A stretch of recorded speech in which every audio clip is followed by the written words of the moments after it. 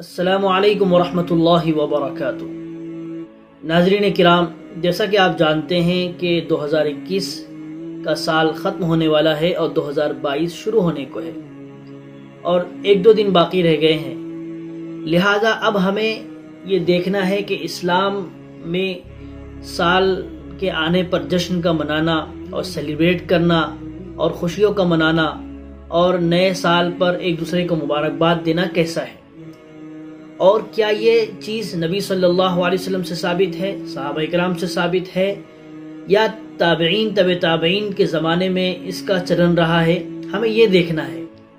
اور ظاہر ہے ایک مسلمان جو اللہ پر ایمان رکھتا ہے، رسول اللہ صلی اللہ علیہ وسلم کو اپنا نبی مانتا ہے اور آپ کے طریقوں کو فالو کرنے والا ہے اور آخرت کے دن پر ایمان رکھتا ہے، اللہ کے سامنے کھڑے ہونے کو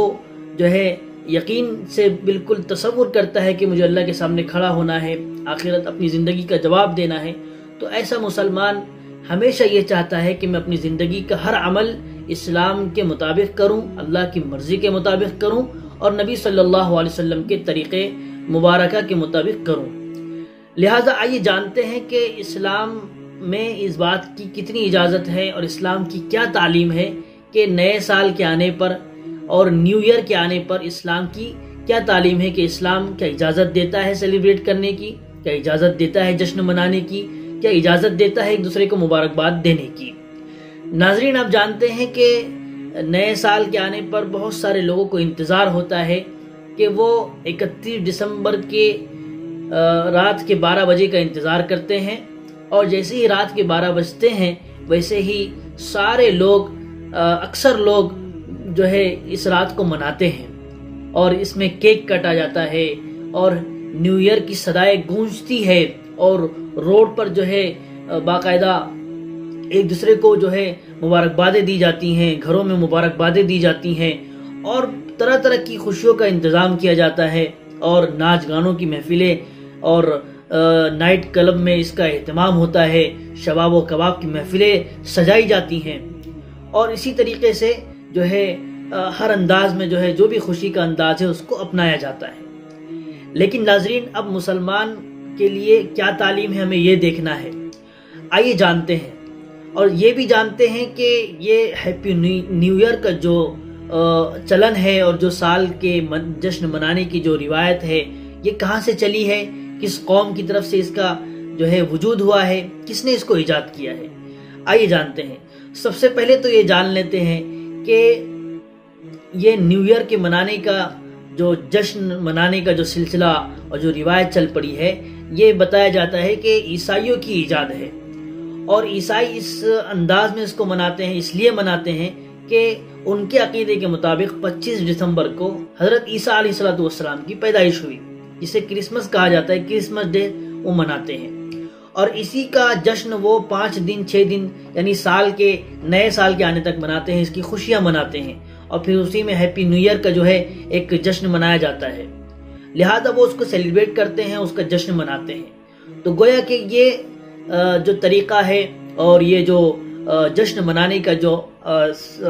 رواج ہے یہ گویا کہ عیسائی قوم کا ہے۔ تو اب بالکل اس سے بات ثابت ہو گئی کہ عیسائی قوم اس کو مناتی ہے اور اس کا وہ رواج ہے اور ان کا اپنا تہوار ہے، لہذا دوسری قوموں کا یہ تہوار نہیں ہے، خاص طور پہ مسلمان کا۔ اب دوسری بات یہ جان لیتے ہیں کہ نبی صلی اللہ علیہ وسلم نے اس کو منایا ہے، کہ صحابہ اکرام نے منایا ہے، کہ تابعین طبع تابعین نے منایا ہے۔ لہذا یہ بات یاد رکھنے کی ہے کہ نہ نبی صلی اللہ علیہ وسلم نے اس کو منایا، نہ صحابہ سے اس کا ثبوت ملتا ہے، اور نہ جو ہے طبع تابعین اور نہ کسی اللہ والوں نے اس کو منایا ہے۔ اچھا، اب ہمیں یہ دیکھنا ہے کہ نئے سال کے آنے پر کیا چیز ہمیں ملتی ہے، کہ جو نئے سال کے آنے پر اسلام اس بات کی اجازت دیتا ہے سیلیبریٹ کرنے کی یا جشن منانے کی۔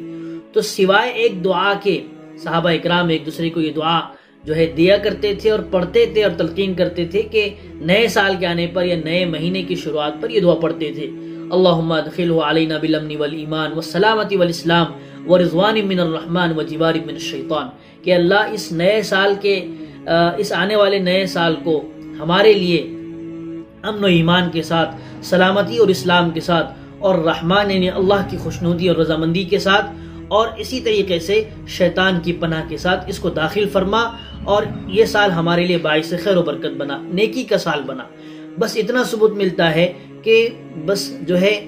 نئے سال کے آنے پر یہ دعا کی گئی ہے، اس دعا کی اجازت دی گئی ہے۔ باقی جتنی خرافات ہیں اور سیلیبریٹ کرنا، کیک کاٹنا، ہیپی نیو ایئر وش کرنا، مبارکباد دینا، اس کا بالکل ثبوت نہیں ملتا ہے۔ اور یاد رکھیے کہ نئے سال کا آنا یہ اس بات کی علامت ہے کہ ایک مسلمان جو سچا پکا مسلمان ہے وہ کبھی نئے سال کے آنے پر خوش نہیں ہوگا، بلکہ اس کو یہ بات اور غم میں ڈال دے گی، غمگین کرے گی کہ میرا ایک سال زندگی کا اور کم ہو گیا ہے۔ جب یہ چیز اس کی جو ہے اس کے ذہن میں رہے گی تو وہ کبھی خوشی نہیں منائے گا، بلکہ اس کی زندگی کے ایک سال کم ہونے پر افسوس کرے گا اور آنے والی زندگی کے بارے میں اور جو ہے غور و فکر کرے گا۔ اور ظاہر ہے مسلمان کا عقیدہ ہے کہ یہ زندگی آخری زندگی نہیں ہے، بلکہ یہ زندگی تو اللہ پاک نے آخرت کی جو ہمیشہ کی زندگی اس کی تیاری کے لیے دی ہے۔ لہذا مسلمان، ایک سچا پکا مسلمان کبھی جو ہے سیلیبریٹ نہیں کرے گا، بلکہ ہمیشہ اس بات کی تیاری میں رہے گا کہ مجھے جو ہے آخرت کی تیاری کرنی ہے۔ اسی طریقے سے سال کے کم ہونے پر اور زندگی کے دن کے کم ہونے پر جو ہے جشن منانا یہ بات صحیح ہے، بلکہ جشن نہیں منایا جائے گا، بلکہ افسوس کیا جائے گا، غم کیا جائے گا کہ میری زندگی کا ایک سال کم ہو گیا۔